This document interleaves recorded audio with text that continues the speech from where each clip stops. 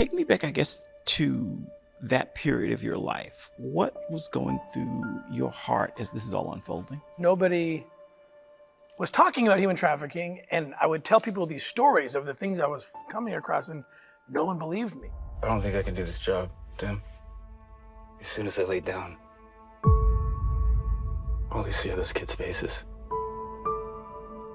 And it was like, these are real kids. And really it was my wife. In the second week of December of 2013, she grabbed me by the collars and she said, "I will not let you jeopardize my salvation," she said. You quit your job and you go and rescue those kids. And in that moment, I mentioned I felt lonely before. I felt not lonely anymore. That's when I really put it into perspective. You're right, why are we here on this earth?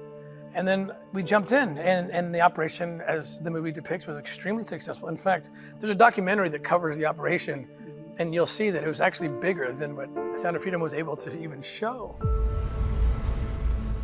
It is the fastest growing international crime network that the world has ever seen.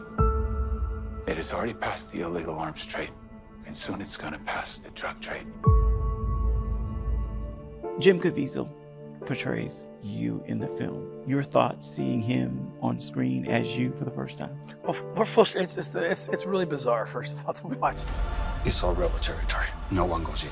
Not the army, not the police, not us. I never thought this movie was going to be made because from concept to screen, I think I read 5% make it to the big screen, right?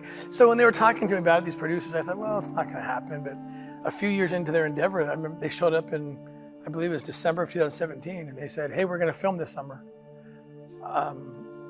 and we need to pick someone to play you." And they said, "You don't get to choose, but you can give input." And right out of the gate, I knew who I wanted. So well, if this is a real question, the answer is Jim Caviezel. I know Jim Caviezel loves Jesus, and that's the only real requirement I have. There's no Marine unit coming.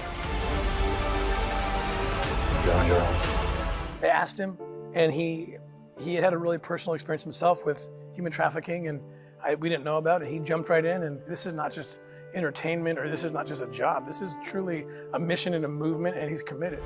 Timoteo, tú rescatas niños, ¿verdad? Puedes ayudarme a encontrar mi hermana. Te lo prometo. What's your prayer? My prayer is that we can end this, because I don't have the capability to end this. This is slavery. This is slavery in a form that is targeting children, and it's labor slavery, it's sex slavery, it's organ harvesting, and I love to learn from history. What I can do is I try to emulate and pay homage to my heroes of the Underground Railroad. In my office I have a big picture of Harriet Tubman, and those are my heroes. Harriet Beecher Stowe has an interesting story where she doesn't know what to do, so she writes a book. And I look at that as the modern day, like a movie, right? Media. And that's what ended it. And so I see this film as almost a modern day iteration of a book, the Treks, the abolitionists, their voices, the storytellers. I hope that we can see history repeat itself to defeat a different form, but every bit a form of slavery. Over 2 million children a year are being sucked into the deepest recesses of hell. If we do nothing, someday it's gonna reach the likes of you.